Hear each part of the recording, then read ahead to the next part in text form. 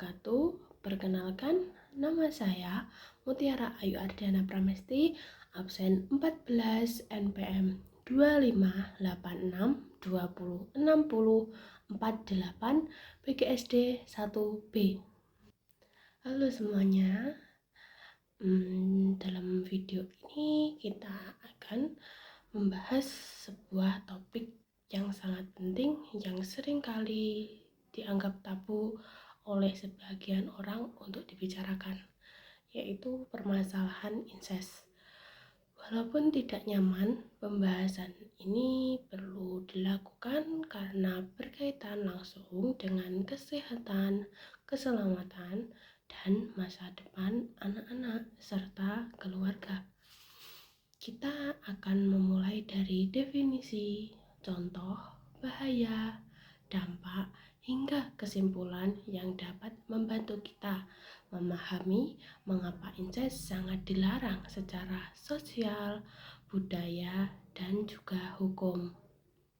Baik, kita akan masuk ke topik yang pertama, yaitu keluarga sebagai tempat paling aman atau sebagai pengantar emosional.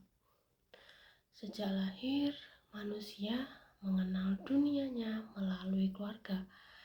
Di sanalah seorang anak pertama kali belajar tentang rasa aman, kasih sayang, kepercayaan, dan perlindungan. Namun, seharusnya rumah menjadi tempat pulang yang menenangkan, bukan tempat yang menakutkan. Orang tua seharusnya menjadi perlindungan, bukan sumber ancaman. Saudara seharusnya menjadi teman tumbuh, bukan sumber trauma.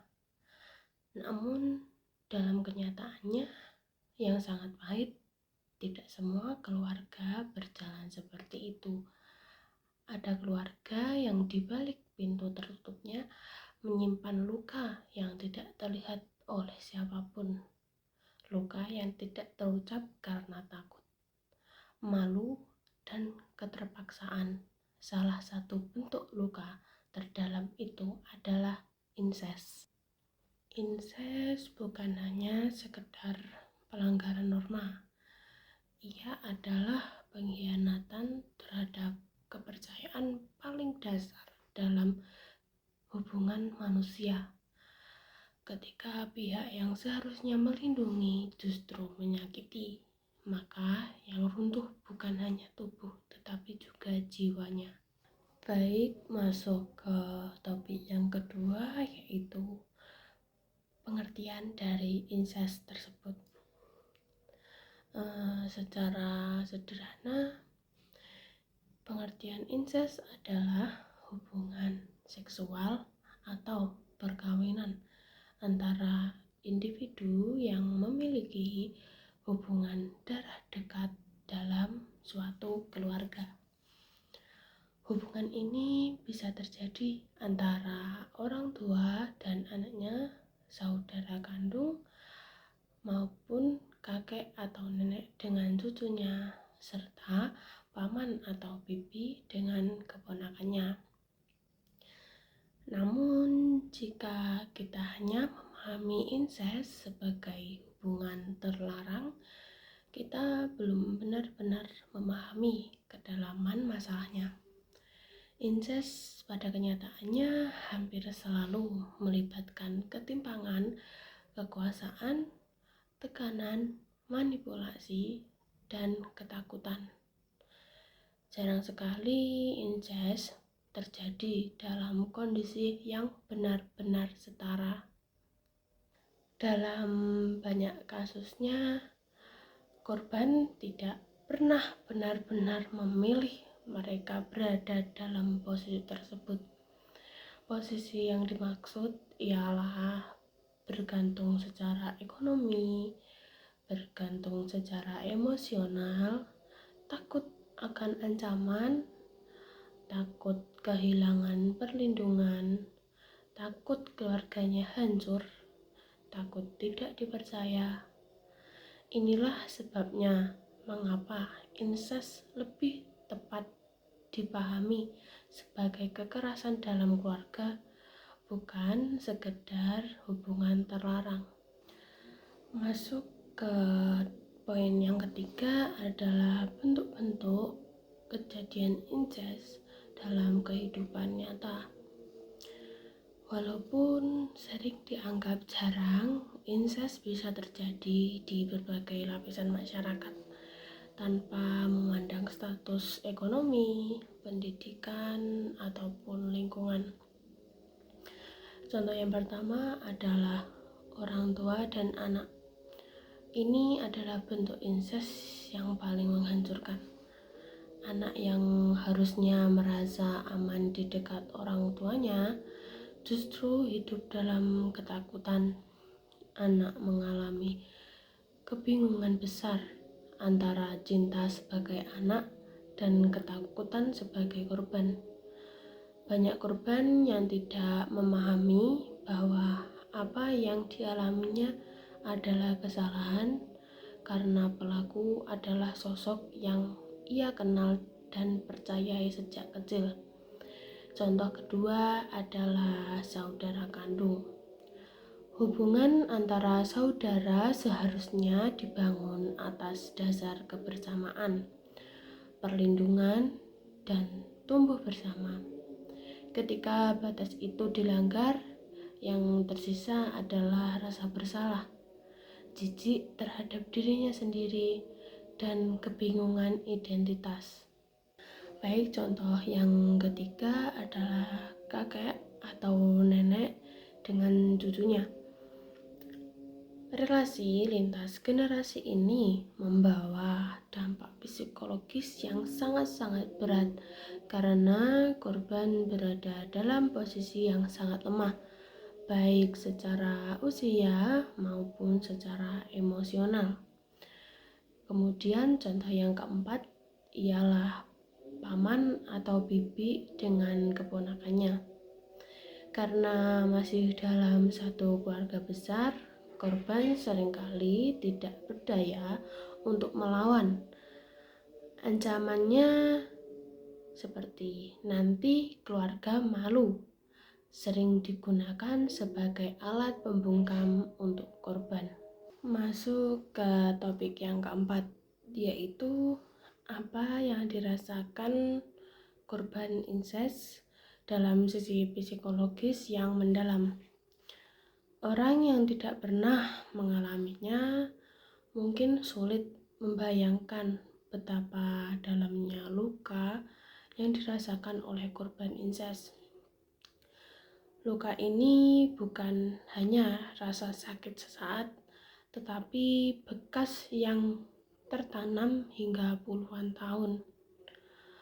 Beberapa perasaan yang sering muncul pada korban ialah takut setiap hari, bahkan di rumahnya sendiri, merasa bersalah padahal mereka tidak bersalah, merasa kotor dan tidak berharga, merasa mereka sendirian walaupun hidup di tengah keluarganya. Tidak berani berbicara karena takut tidak dipercaya, kehilangan kepercayaan pada manusia, takut untuk membangun hubungan di masa depan. Kemudian banyak korban yang tumbuh menjadi orang dewasa dengan kepribadian seperti sulit mempercayai pasangannya, takut kedekatan emosional, mudah cemas, mudah merasa terancam, mengalami depresi berkepanjangan. Sebagai korban, bahkan tidak menyadari bahwa trauma masa kecil merekalah yang mempengaruhi kehidupannya hingga dewasa kelak. Baik, selanjutnya masuk ke topik yang kelima, ialah dampak biologis dan keturunannya atau luka yang menurun ke generasi-generasi berikutnya. Selain luka batin yang dirasakan, incest juga membawa dampak serius terhadap keturunan. Hubungan sedarah meningkatkan resiko cacat fisik, bawaan, gangguan syaraf, gangguan intelektual, daya tahan tubuh lemah, dan juga penyakit turunan. Seorang anak yang lahir dari suatu hubungan insest tidak hanya menanggung dampak fisiknya saja, tetapi juga sering harus menghadapi stigma sosial yang beredar, penolakan di lingkungan, kebingungan tentang jati diri, pertanyaan tentang asal-usul dirinya. Dengan kata lain, dosa satu generasi bisa menjadi penderitaan bagi generasi berikutnya. Baik, masuk ke topik yang keenam, yaitu dampak terhadap keluarga. Ketika keluarga menjadi tempat pulang dan sebagai rumah ternyaman bagi korban. Ketika kasus insest terungkap, dampaknya pada keluarga sangat-sangat besar. Antara lain, kepercayaan antar anggota keluarga runtuh, muncul saling menyalahkan. Ada yang memilih menolak percaya, ada juga yang menyalahkan korban. Kemudian keluarga pecah dan terbelah. Sebagian keluarga memilih menutup rapat masalah ini demi menjaga nama baik mereka. Namun, yang dikorbankan adalah kesehatan mental dari korban. Korban dipaksa diam demi citranya, padahal luka di dalam dirinya semakin mendalam. Kemudian topik yang ketujuh ialah dampak sosial. Stigma yang dirasakan, rasa sunyi dan kesendirian. Korban insest tidak hanya berjuang untuk melawan trauma pribadinya, tetapi juga harus menghadapi beratnya penilaian masyarakat sekitarnya. Tidak sedikit korban yang merasakan dijauhi di lingkungannya, dipandang dengan rasa curiga, disalahkan atas kejadian yang menimpanya, dan dianggap membawa aib. Akibatnya, korban semakin merasa terisolasi. Ia merasa tidak punya tempat untuk mengadu, tidak memiliki dukungan, tidak pantas untuk bahagia. Padahal yang seharusnya mendapatkan hukuman sosial adalah pelakunya, bukan malah korbannya. Kemudian masuk ke topik yang ke-8 ialah dampak hukumannya. Perlindungan yang harus dirasakan oleh korban bukan hanya sekedar hukuman untuk pelaku. Secara hukum, insest termasuk dalam kejahatan seksual, terutama bila melibatkan anak. Hukum hadir bukan hanya untuk menghukum pelaku, tetapi juga untuk memberi keadilan bagi korban, mencegah kejadian serupa terulang kembali, melindungi anak-anak lainnya, menegaskan bahwa kekerasan dalam keluarga bukan urusan pribadi semata. Namun dalam praktiknya banyak korban tidak berani melapor karena takut mendapat tekanan dari keluarga, takut tidak dipercaya, takut ancaman dari pelaku, dan juga takut masa depannya hancur. Disinilah pentingnya dukungan dari masyarakat dan aparat yang berpihak kepada korban. Kemudian topik yang ke-9 ialah tanda-tanda korban insest. Yang sering tidak disadari ialah korban seringkali tidak mengatakan secara langsung bahwa ia telah mengalami kekerasan.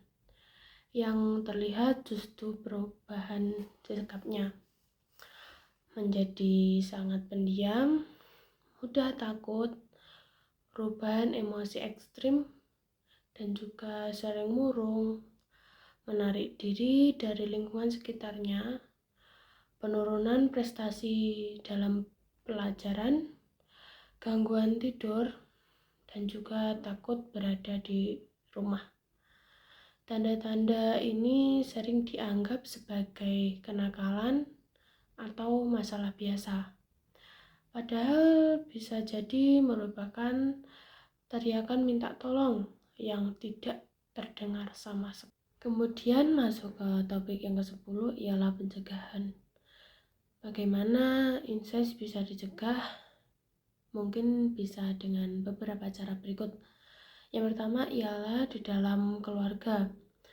Anak diajarkan sejak dini bahwa tubuhnya adalah miliknya sendiri. Anak diajarkan berani berkata tidak. Orang tua membangun komunikasi yang terbuka untuk anak diberikan ruang sebagai tempat berbicara tanpa takut dimarahi. Kemudian yang kedua ialah di sekolah.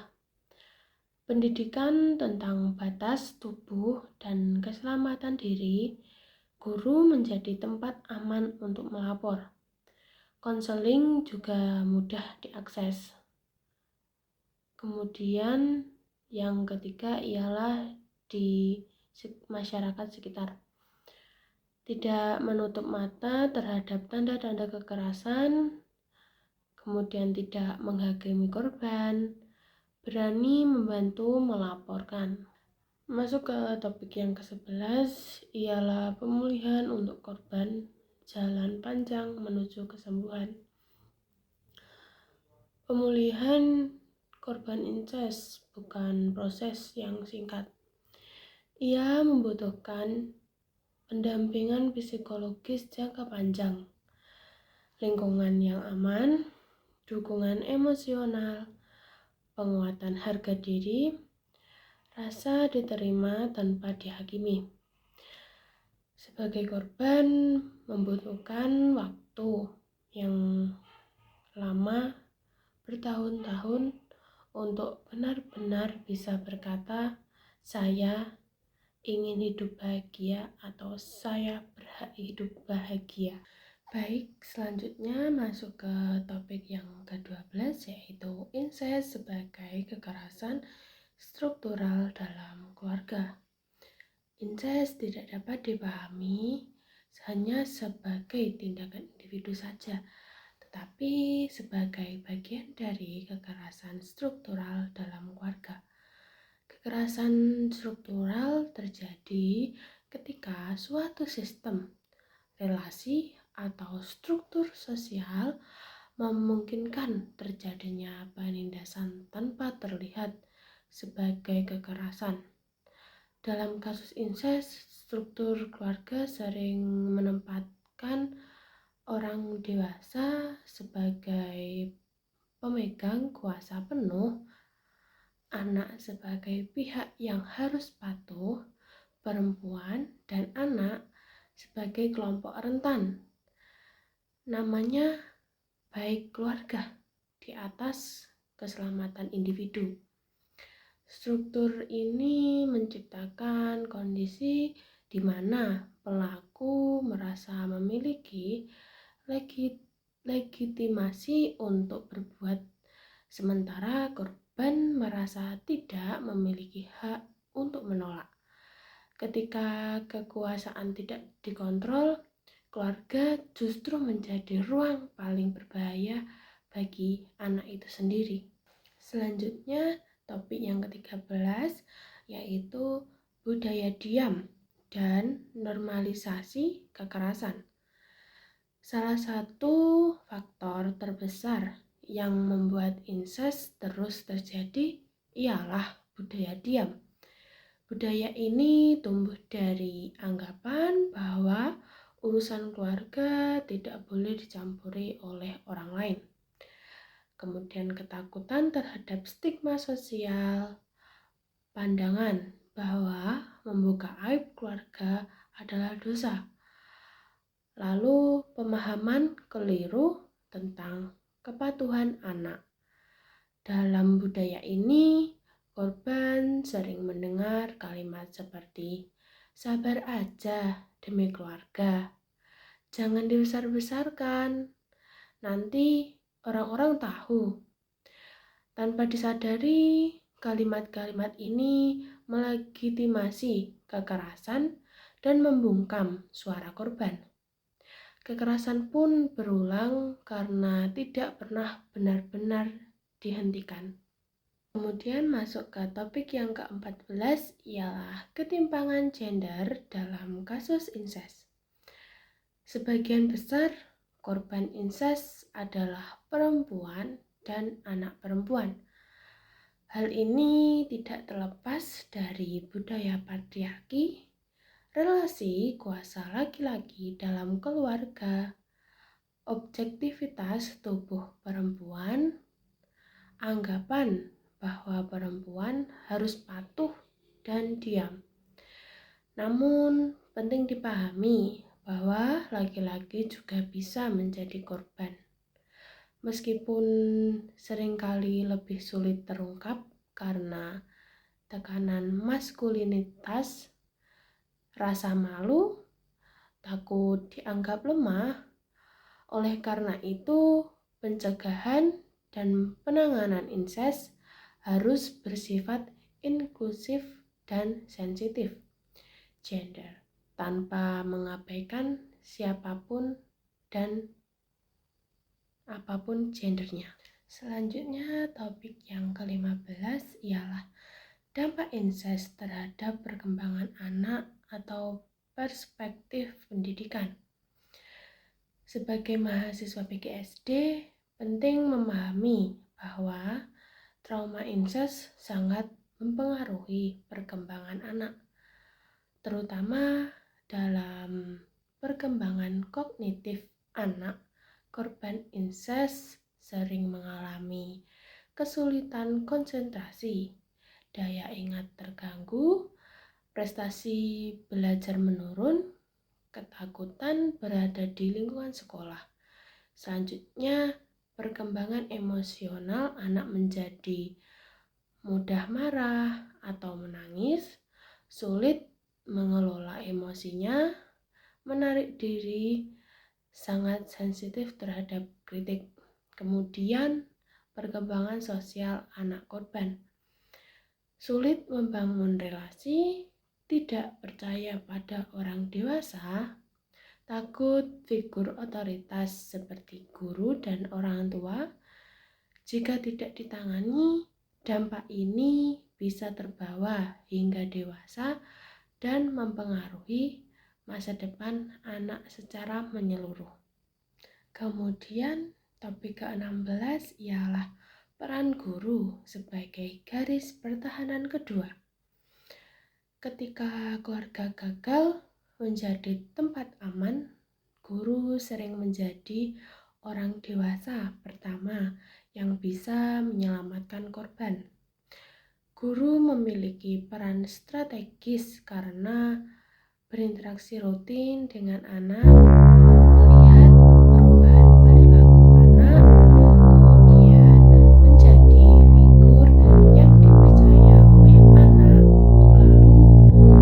guru tidak dituntut menjadi penyelidik, tetapi ia harus peka terhadap tanda-tanda trauma, mendengarkan tanpa menghakimi, kemudian tidak memaksa anak untuk bercerita, melaporkan melalui jalur yang benar, lalu menjaga kerahasiaan dan keselamatan anak. Sikap guru yang empati bisa menjadi titik awal pemulihan diri dari korban. Lalu topik yang ke-17 yaitu dampak jangka panjang jika insest tidak segera ditangani. Jika incest dibiarkan tanpa penanganan serius, dampaknya bisa meluas. Korban beresiko mengalami kekerasan berulang, pelaku berpotensi mengulang kejahatannya, terjadi siklus kekerasan lintas generasi, korban beresiko menjadi pelaku di masa depan tanpa disadari. Trauma diwariskan melalui pola pengasuhan yang rusak. Dengan kata lain, membiarkan satu kasus incest berarti membuka peluang bagi banyak korban berikutnya. Baik, selanjutnya topik yang ke-17 ialah dimensi etika dan moral dalam pencegahan incest. Incest adalah pelanggaran berat terhadap nilai-nilai kemanusiaan. Dari sudut pandang etika, yang pertama adalah melanggar prinsip penghormatan terhadap martabat manusia. Yang kedua, merampas hak anak atas rasa aman. Yang ketiga, menghilangkan kebebasan korban atas tubuhnya. Masyarakat yang beretika adalah masyarakat yang berpihak pada korban, menolak segala bentuk kekerasan, berani bersuara ketika melihat ketidakadilan, lalu tidak berlindung di balik netralitas. Kemudian masuk ke topik yang ke-18 ialah incest dan konsep betrayal trauma atau trauma akibat pengkhianatan. Dalam psikologi trauma, incest termasuk dalam kategori betrayal trauma. Ketika seorang dikhianati oleh orang yang seharusnya melindungi dan menjadi tempat bergantung, berbeda dengan kekerasan oleh orang asing. Incest menghancurkan rasa aman dari dalam, merusak konsep kepercayaan sejak dini, membuat korban bingung antara cinta dan rasa takut. Korban sering kali tetap bergantung pada pelaku karena pelaku adalah orang tua atau keluarga terdekat dari korban. Korban membutuhkan kasih sayang, perlindungan, dan kebutuhan hidup. Korban takut kehilangan figur keluarganya. Akibatnya, korban bisa mengalami konflik batin yang kronis, di mana ia membenci perbuatan pelaku, tetapi masih membutuhkan kehadirannya. Konflik ini sangat membebani perkembangan mental dari korban.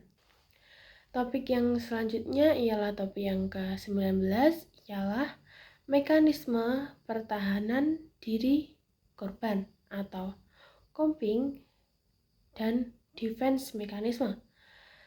Korban incest sering mengembangkan mekanisme pertahanan diri untuk bertahan hidup secara psikologis, antara lain disosiasi.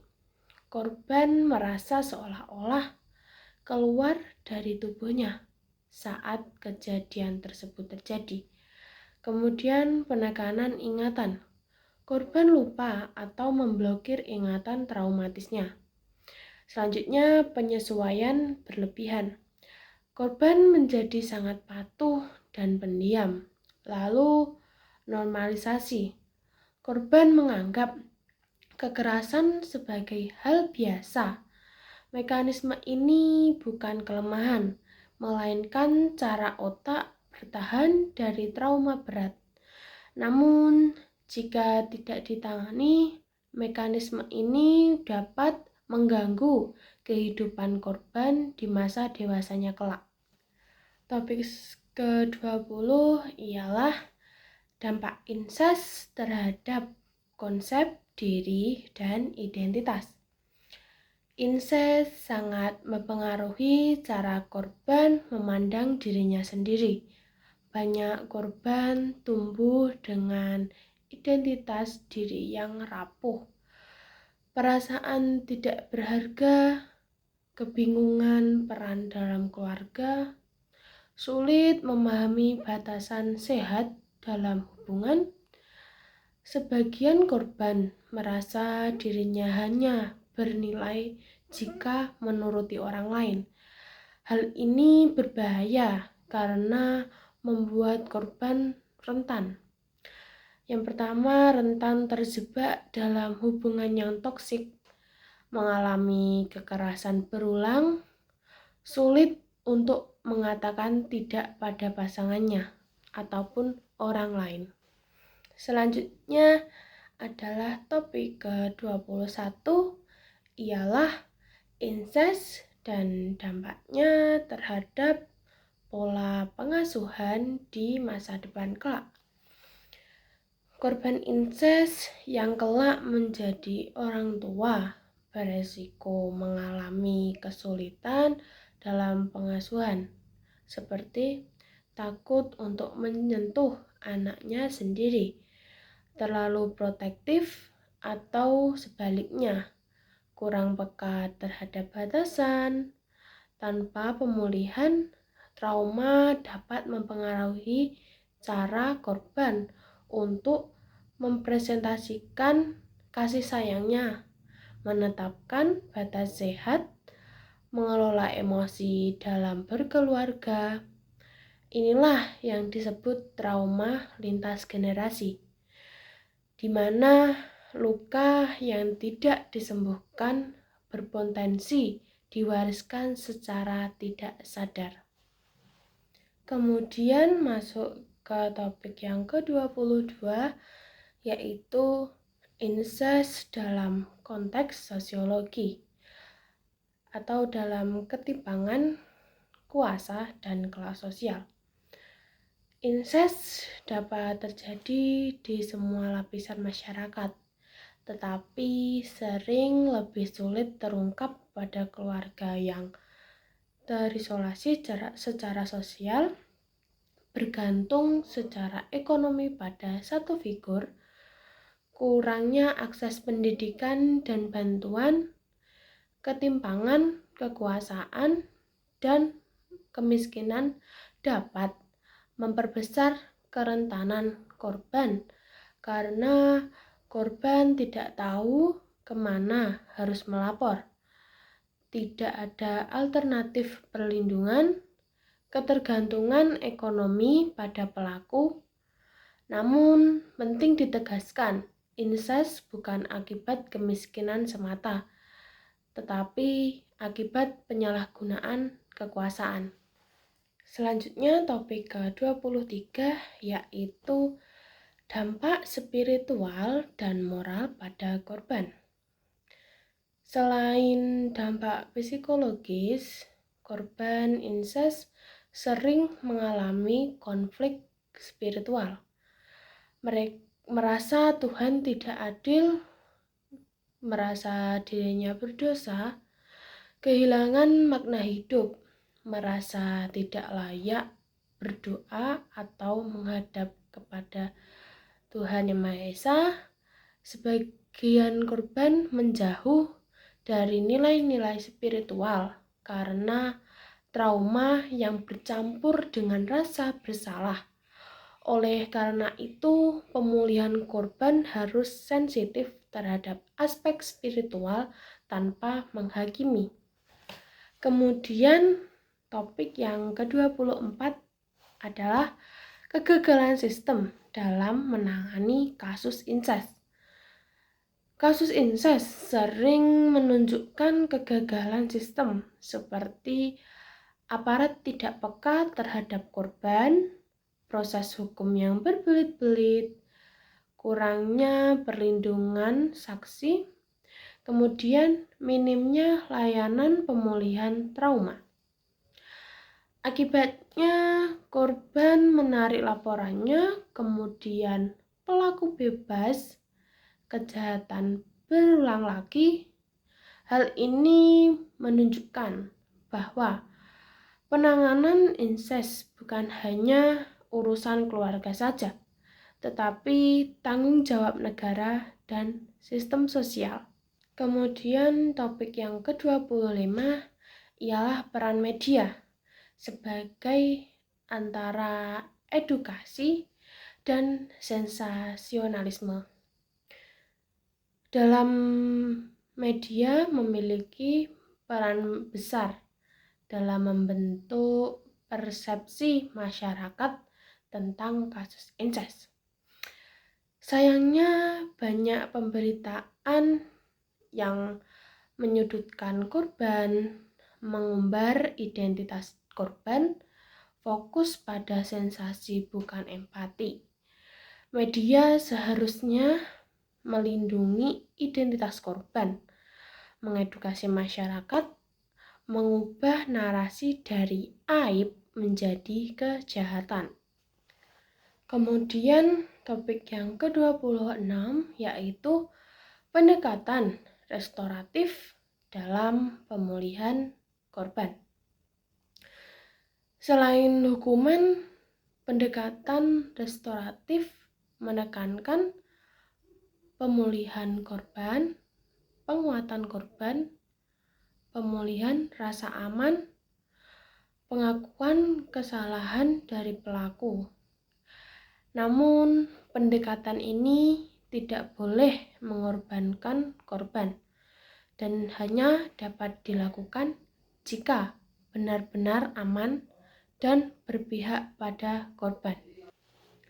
Kemudian masuk ke topik yang ke-27 yaitu pendidikan batas tubuh sebagai benteng awal. Pendidikan batas tubuh bukan pornografi, melainkan pendidikan perlindungan diri, pendidikan hak atas tubuh, pendidikan keberanian untuk berkata tidak. Anak yang paham batas tubuh lebih berani untuk melapor, lebih sadar jika terjadi pelanggaran, dan juga lebih terlindungi dari kekerasan. Kemudian topik yang ke-28 ialah insest sebagai isu hak anak. Insest adalah pelanggaran berat terhadap hak anak, terutama hak atas rasa aman, hak atas perlindungan, hak atas tumbuh kembang optimal, hak untuk didengar. Melihat insest sebagai isu hak anak membantu kita untuk fokus pada korban, tidak menyalahkan anak-anak, dan mengutamakan keselamatan. Lalu, cara memutuskan siklus seperti apa sih? Bisa lewat dari edukasi ke aksi nyata. Pencegahan insest tidak cukup hanya dengan pengetahuan saja, tetapi membentukkan edukasi berkelanjutan, sistem perlindungan anak yang kuat, aparat yang berpihak pada korban, sekolah yang aman, masyarakat yang peduli. Perubahan besar selalu dimulai dari keberanian kecil. Berani mendengar, berani percaya, dan juga berani bertindak. Lalu, apakah hubungannya relevansi materi insest dalam dunia pendidikan dasar? Sebagai calon guru SD, memahami isu ini bukan untuk menakut-nakuti, tetapi untuk melindungi anak-anak, menciptakan lingkungan belajar yang aman, menjadi pendidik yang humanis, lalu menanamkan nilai kemanusiaan sejak dini. Guru bukan hanya pengajar materi, tetapi juga menjadi penjaga kemanusiaan anak. Lalu kesimpulan dari materi ini ialah incest adalah kejahatan yang paling sunyi, paling tersembunyi, dan paling merusak. Ia tumbuh di ruang yang seharusnya paling aman dan merusak jiwa sebelum korban memahami apa yang terjadi. Melawan incest berarti melawan budaya diam, melawan ketidakadilan, melindungi generasi masa depan, dan pendidikan adalah salah satu senjata paling kuat untuk melakukannya. Demikianlah penjelasan yang mungkin dapat saya sampaikan dalam video ini. Semoga materi yang telah disajikan dapat menambah wawasan serta memberikan pemahaman yang bermanfaat bagi kita semua. Saya menyadari bahwa video ini masih memiliki keterbatasan. Oleh karena itu, saya sangat terbuka terhadap kritik dan saran yang membangun. Terima kasih atas perhatian yang telah diberikan. Semoga ilmu yang diperoleh dapat diterapkan dalam kehidupan sehari-hari. Saya, Mutiara Ayu, pamit undur diri. Wassalamualaikum warahmatullahi wabarakatuh.